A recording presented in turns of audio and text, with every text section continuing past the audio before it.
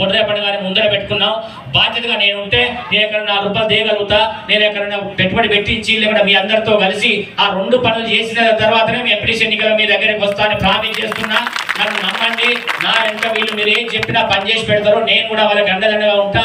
వీళ్ళు కనుక ఏ పని చేయకుండా నేను పూర్తి బాధ్యత తీసుకుంటా. అదే అవతల వ్యక్తులు ఎవరన్నా వాళ్ళ వెనుక ఉన్నారా, పూర్తి బాధ్యత వాళ్ళకి ఎవరైనా తీసుకున్నట్టు ఉన్నారా?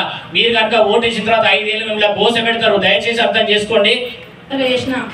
మీకు రోడ్లు పోపించిన, నేను కరెంటు పోలు వేపించిన, అన్ని చేసిన. నేను మీరు ఏది కాదానని మీరు దగ్గరకు వస్తే నేను అసలుకే మీరు చెప్పినట్టే వింటా. నేను నమస్కారం. ఓటేయండి అక్కలు చెల్లెలు అందరు పాదాలు అందరికీ వందనం. కత్తెర గుర్తుకు ఓటేయండి అక్కలు చెల్లెలు అందరు అన్నలు తమ్ముళ్ళు.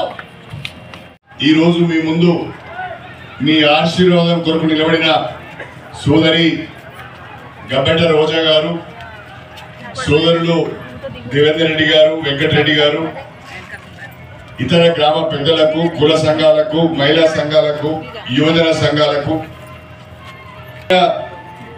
14వ తారీఖు నాడు ఆదివారం రోజున గ్రామ పంచాయతీ ఎన్నికలు జరుగుతున్నాయి. ఆ గ్రామ పంచాయతీ ఎన్నికలలో కాంగ్రెస్ పార్టీ బలపరిచిన అభ్యర్థిగా గబ్బెట రోజా గారు సర్పంచ్గా పోటీ చేస్తున్నారు. వారితో పాటుగా వార్డు సభ్యులు మరి ప్యానెల్లో ఉన్నారు.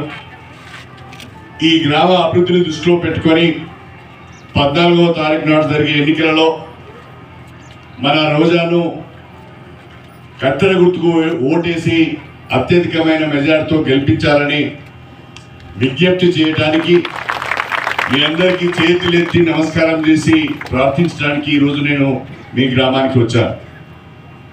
దయచేసి ఒక్కసారి ఆలోచించండి. నేను ఎమ్మెల్యే ఎన్నికై 2 సంవత్సరాలు అవుతున్నది. ఈ 2 సంవత్సరాల కాలంలో మన గ్రామంలో దాదాపు ₹1 కోటి విలువైన సీసీ రోడ్లు మనం వేసుకున్నాం. ప్రతి గల్లీలో, ప్రతి వాడలో కూడా మనం సీసీ రోడ్లు వేసుకున్నాం. నేనే స్వయంగా వచ్చి ఆ సీసీ రోడ్లను ఎస్సీ కాలనీలో ప్రారంభోత్సవం కూడా చేయడం జరిగింది. ఇంకా 2, 3, 4 సీసీ రోడ్లు మిగిలిపోయినాయని దేవేందర్ రెడ్డి గారు చెప్తున్నారు. ఈరోజు నేను మీకు మాట ఇస్తున్నా, గర్మిల్లపల్లి గ్రామంలో అవసరం అనుకుంటే ఇంకొక ₹25 లక్షల నేను సీసీ రోడ్లకు ఇస్తానని చెప్పి ఈ సందర్భంగా తెలియజేస్తున్నా. అదేవిధంగా రాష్ట్రంలో కాంగ్రెస్ ప్రభుత్వం వచ్చింది, ఇందిరమ్మ రాజ్యం వచ్చింది, పేదల ప్రభుత్వం వచ్చింది. పేదింటి కళ సాకారం చేయాలన్న ఉద్దేశంతో రాష్ట్రంలో ఇవాళ 4,50,000 ఇందిరమ్మ ఇళ్ల నిర్మాణం జరుగుతున్నది. అందులో మన నియోజకవర్గానికి 3,500 ఇందిరమ్మ ఇళ్ళు వచ్చినాయి. మరి మనకు కూడా, మన గ్రామానికి కూడా 27 ఇందిరమ్మ ఇళ్ళు వచ్చినాయి. నేను ఇవాళ మీకు మాటిస్తున్నా, రోజమ్మను గెలిపించండి, కత్తెర గుర్తుకు ఓటేయండి. మళ్ళీ 2వ విడత మన గ్రామానికి రేపు ఉగాది లోపట్నే 2వ విడత వస్తుంది. 2వ విడత ఇందిరమ్మ ఇళ్లలో మరొక 30 ఇళ్ళు నేను మీకు ఈ గ్రామానికి ఇస్తానని చెప్పి నేను ఈ సందర్భంగా తెలియజేస్తున్నా. దయచేసి 2 సంవత్సరాలుగా మన ప్రభుత్వం ఏ రకంగా పనిచేస్తుందో మీరు చూస్తున్నారు. రేవంత్ రెడ్డి గారి నాయకత్వంలోని కాంగ్రెస్ ప్రభుత్వం పేద వర్గాల సంక్షేమానికి కట్టుబడి ఉన్నది. పేద వర్గాలకు, మహిళా సంక్షేమానికి, రైతు సంక్షేమానికి అనేక కార్యక్రమాలు చేపట్టిన విషయం మీ అందరికీ కూడా తెలుసు. ఒక 2 విషయాలు మాత్రమే మీకు చెప్పాలనుకుంటున్నా. ఒక్కసారి ఆలోచించండి. గతంలో వేరే పార్టీకి ఓటేస్తే ఊరు ఆగమవుతుంది. గబ్బెట రోజాకు ఓటేసి గెలిపిస్తే ఊరు బాగుపడుతుంది. మరి ఊరును ఆగం చేసుకుంటారా, ఊరును బాగు చేసుకుంటారా? ఒక్కసారి మీరు ఆలోచించాలని చెప్పి నేను మీ అందరికి కూడా సవినయం కోరుకుంటున్నా.